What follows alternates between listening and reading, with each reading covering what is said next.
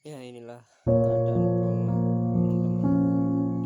Padahal pagi tadi belum ambruknya sekitar pukul 2 siang tadi. Ya sedih banget karena Bromo perkembangannya bagus. Jumpa lagi dengan saya Sofyan Lastanto.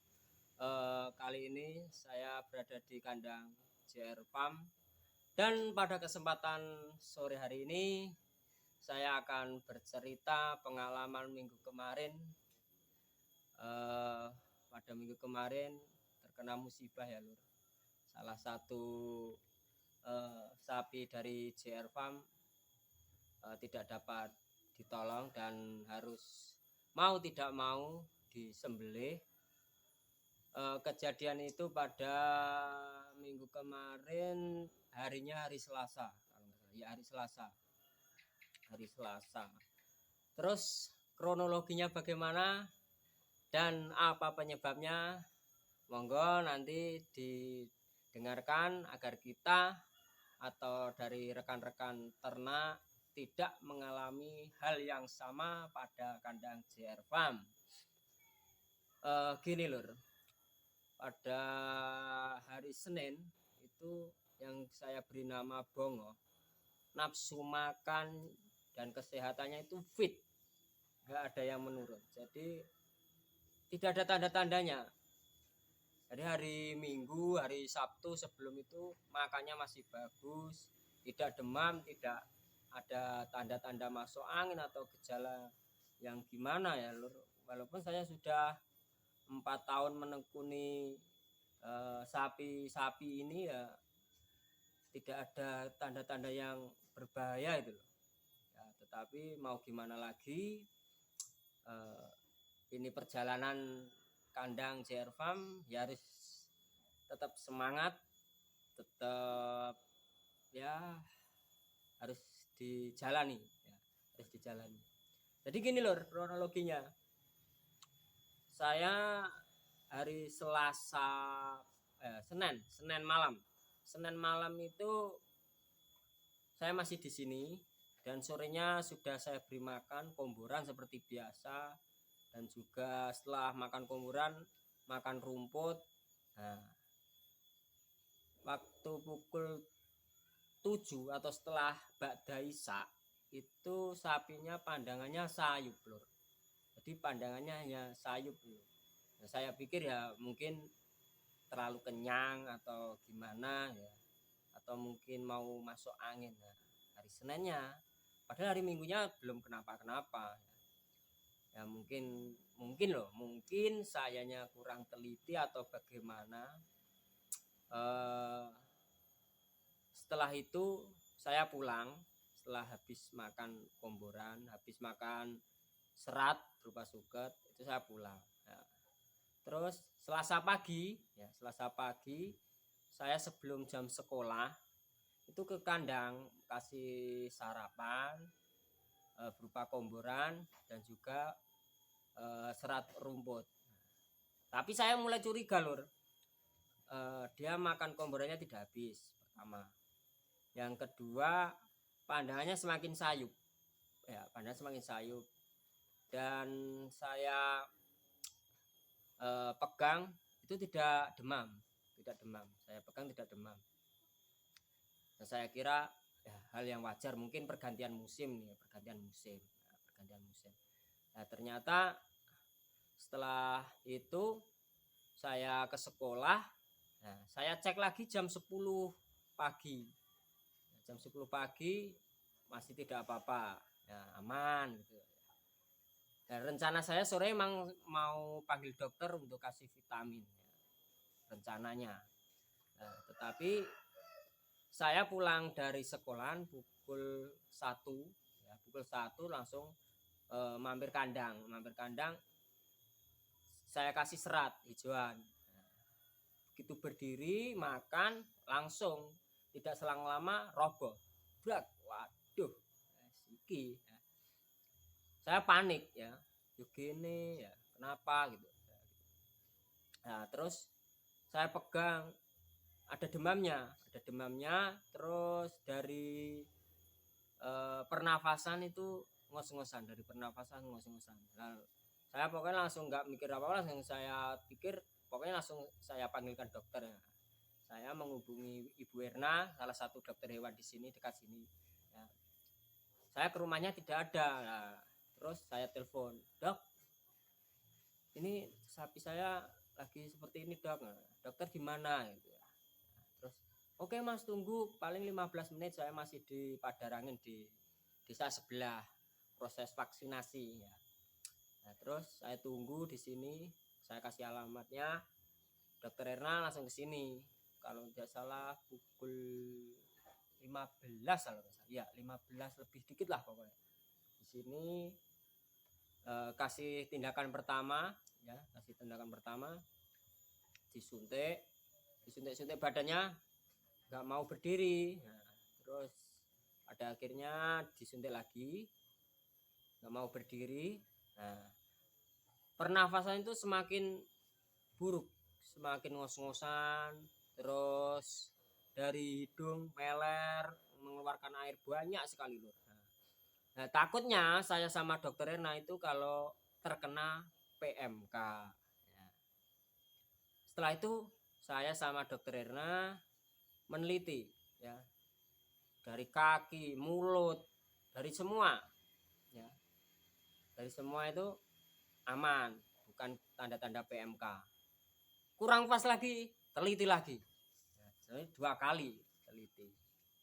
Nah, 2 kali teliti aman, bukan PMK. Kalau sampai PMK pasti teman-temannya ada yang tertular gitu, takutnya harus diisolasi. Nah, pada kejadian itu dokter Erna langsung ambil tindakan, menyarankan saya seperti ini. Nah, terus ternyata aman, bukan PMK. Nah, ngobrol-ngobrol mungkin ya, mungkin ini salah satu tanda. Sebelumnya pasti ada tanda-tanda, cuma gini, apa kurang telitinya saya atau gimana. Dokter Erna tanya, apa sebelumnya ada kejadian hal yang mengganggu kesehatannya, mengganggu kesehatan sapi maksudnya. Saya jawab, enggak Dok, cuman pada bulan mau lebaran haji, setelah lebaran haji itu ada tanda-tanda ke PMK gitu. Cuman sudah sembuh, saya bilang gitu. Nah terus digali lagi, badannya panas, kakinya tidak bisa digerakkan yang belakang Lur. Nah ini radang paru Mas. Apa tuh radang paru ya? Saya tanya dokter Rena, radang paru itu apa Dok?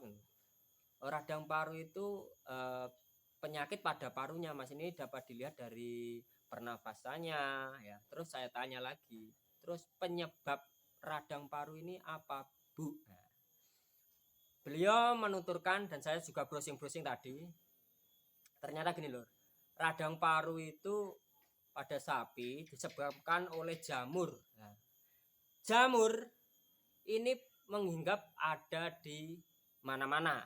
Contohnya satu yang paling kita kurang teliti, ketika kasih makan hijauan ya. Hijauan itu paling baik ketika setelah diambil dari ladang, jangan langsung dikasih ke sapi, tunggu 1 malam atau 2 malam, itu lebih baik, baru dikasihkan ke ternak kita. Itu pertama. Yang kedua, proses pengambilan rumput itu pada waktu hujan. Nah, buat sahabat ternak hati-hati ketika turun hujan ya, jangan langsung ambil rumput. Misalkan nih kita ke ladang belum hujan, terus ambil rumput kurang banyak, turun hujan, kita masih tetap ambil rumput. Nah itu yang berbahaya, air hujan ya. Terus yang ketiga itu rumput muda. Nah, rumput muda itu juga berbahaya kalau pergantian musim seperti ini. Yang keempat itu rumput yang terkena pestisida. Nah, itu berbahaya Lur. Nah, selain dari rumput juga dari kebersihan. Cuman kalau di JR Farm kan tiap pagi sore setelah kasih makan itu saya bersihkan, saya sikat, saya bersihkan menggunakan air. Jadi itulah lur, jangan sampai ada yang terkena ternaknya seperti bongoh, terkena radang paru. Saya juga baru kali ini mendengar penyakit itu. Nah, tanda-tandanya seperti itu tadi. Tapi sebelum mata sayup itu ada tanda-tandanya kata dokter Rena. Meler juga, terus badan demam, panas, itu juga tanda-tanda gejala radang paru. Terus pukul 6, pukul 18 lebih dikit itu saya menghubungi dokter Win. Nah, dokter Win kesini, saya jelaskan lagi, kata dokter Rena ini gini. Ya dokter Win juga, ya mas ini sudah pasti nih 90% atau 80% radang paru, tanda-tandanya mengarahnya ke sana gitu dokter Win. Nah, sebelumnya apa enggak meler mas? Kalau meler saya ingat dulu, sebelum kejadian itu 3 hari sebelum kejadian itu pernah meler, tapi saya berpikirnya itu karena pergantian musim dari panas ke musim hujan, paling ini pilek. Nah, jadi jangan mengentengkan loh lur, lebih baik atasi segera. Pokoknya meler atau masuk angin, mata sayup, langsung panggil dokter atau dikasih herbal. Kalau herbal saya menggunakan biasanya kunyit, gula jawa, itu saya blender, terus saya kasih air yang mendidih. Kalau lebih bagusnya lagi dimasak, ya dimasak itu lebih bagus. Terus kata dokter ini radang paru mas. Terus ini gimana dok? Ya besar kemungkinan kalau ini nanti bisa berdiri akan selamat. Cuman kalau tidak berdiri segera panggil jagal gitu ya. Ya udah, dokter Win dari sini dikasih suntikan, itu ada tanda-tanda bagus. Dari pernafasan itu sudah stabil. Nah, saya tidur di sini. Nah, terus pukul 11 itu saya masih di kandang sini, masih nunggu si bongoh. Nah itu masih bagus. Ya udah, saya tidur toh, ketiduran. 1:30 itu ada suara dobrak gitu. Ya, 1:30 ada suara dobrak. Ternyata kepalanya bongoh itu sudah tersandar di bawah. Ya, ini sudah tanda-tanda. Udah langsung saya menghubungi salah satu jagal yang dekat dari sini, betul teman saya, pukul 4. Mas ini kayaknya udah nggak kuat nih, lebih baik mas langsung ambil ke sini ya. Terus 5:30 beliau ke sini, dimasukkan mobil. Setelah masukkan ternyata ya tidak sampai sana, disembelih.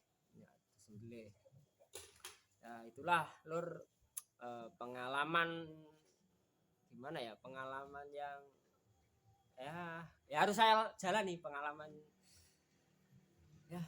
ya dukanya peternak. Kalau masalah materi ya dipikir, kalau materi menjadi tekanan tersendiri, cuman bukan itunya yang paling berat itu loh. Yang paling berat itu di mental. Tiap hari kesini ngerawat, mandiin, kasih makan, tiap hari dilus-lus, kayak gimana ya, sia-sia gitu loh. Kurang telitinya saya itu loh. Saya jadi menyalahkan diri saya sendiri. Kenapa? Seandainya saya lebih teliti, seandainya saya lebih waspada, seandainya saya lebih dan lebih, ini akan aman. Cuman ya ini sudah garisnya dari yang di atas, ya harus saya jalani, dan juga CR Farm harus jalani. Mungkin itu saja yang dapat saya sampaikan. Semoga dari cerita saya dan pengalaman saya dapat membuat waspada waspada kembali para rekan-rekan ternak. Dan pada minggu-minggu itu ternyata bukan hanya di JR Farm Lur, ada tetangga saya ya, itu juga tidak ada tanda-tandanya, begitu pagi sudah kaku, sudah mati posisi sapinya. Jadi ada 3 kalau nggak salah waktu minggu kemarin itu yang sapi ambruk tanpa tanda-tanda. Mungkin ada tanda-tandanya, cuman kita kurang teliti saja. Pandangan sayup, hidung meler mungkin, terus suhu badan panas, kuping dingin, terus ini apa? Kalau di sini apa ya? Congornya itu kering ya. Congor kering, ada batuknya. Nah, itulah salah satu tanda. Oke, itu saja yang dapat saya informasikan pada rekan-rekan ternak. Salam sehat tanpa obat, salam lancar. Semoga di hari-hari berikutnya para ternak semakin sukses. Cukup sekian. Wassalamualaikum warahmatullahi wabarakatuh.